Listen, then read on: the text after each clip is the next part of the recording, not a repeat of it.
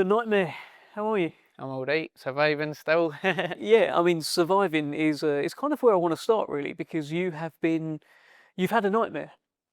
Tell us about where you've been, what happened, how you kept your head.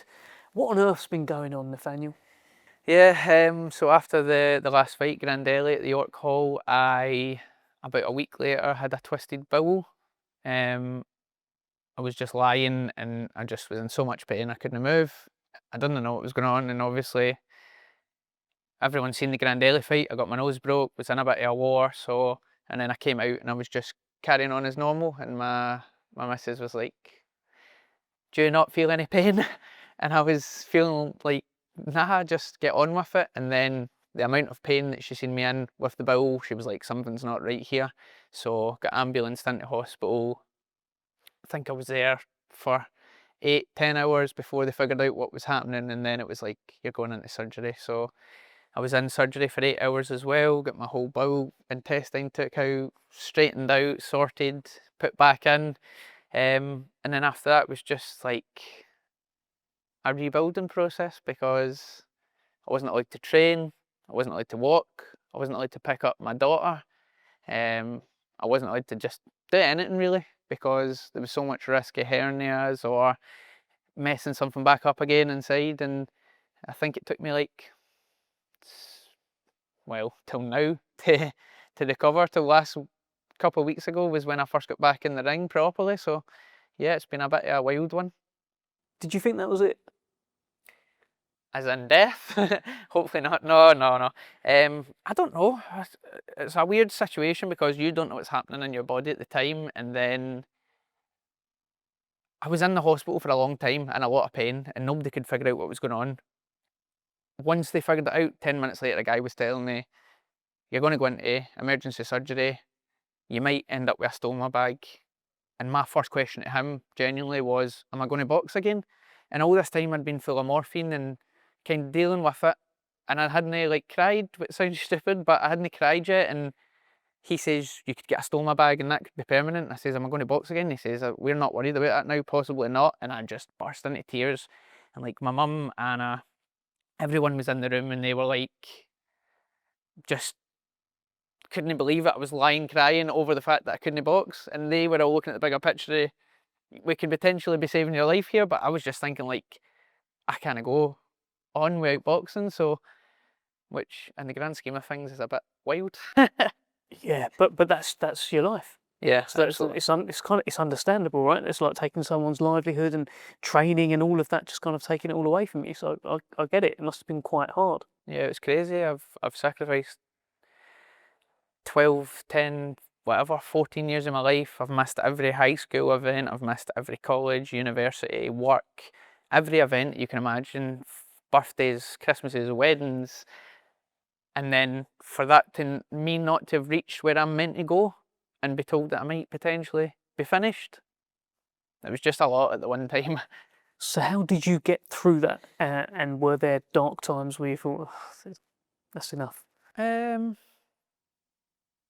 not really. Once I got out of the hospital, I was mentally, like I'm saying on the stage, mentally tough and mentally strong, and getting through what I've been through is like, I don't think a normal person could fathom what I've been through. So to get in and fight somebody else and be scared of them isn't a thing. Like, I've overcome the worst thing that could ever happen to you, and then for me to be fearful of somebody else, it just doesn't exist. So like, there was no dark times. My family supported me through it.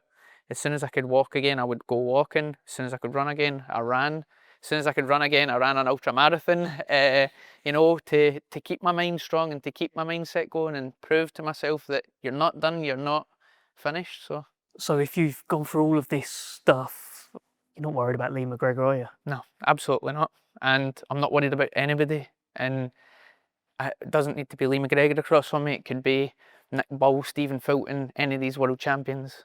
In my mind, I'm the best featherweight on the planet. So again, I need to come and prove that. But I've been through the hardest times of my life, so it's only going to be getting better now. This is such a good fight, isn't it? It's a phenomenal fight.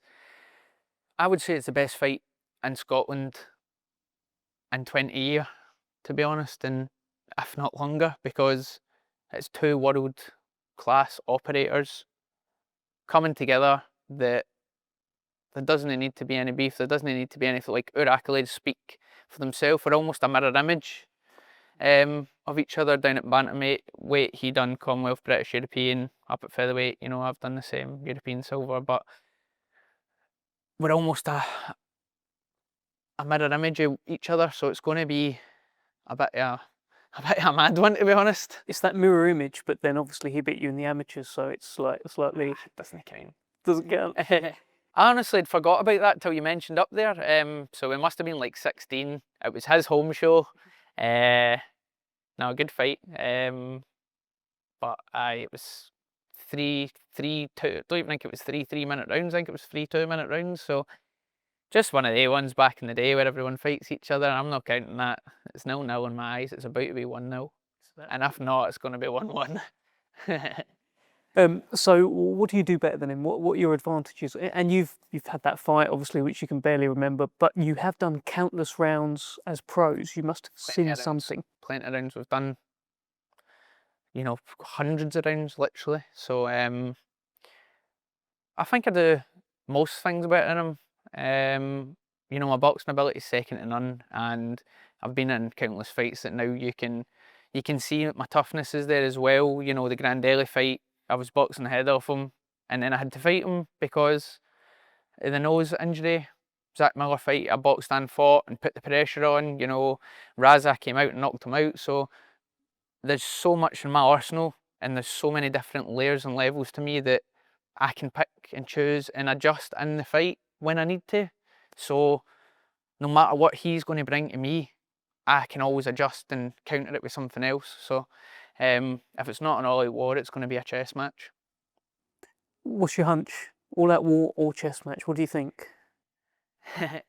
In the hydro with thousands and thousands of screaming Scots telling you to take each other's head off, I've got a feeling I'm leaning towards war. I think so as well. I have a feeling that will be the case. Great to have big time boxing back in Scotland, right? This is major.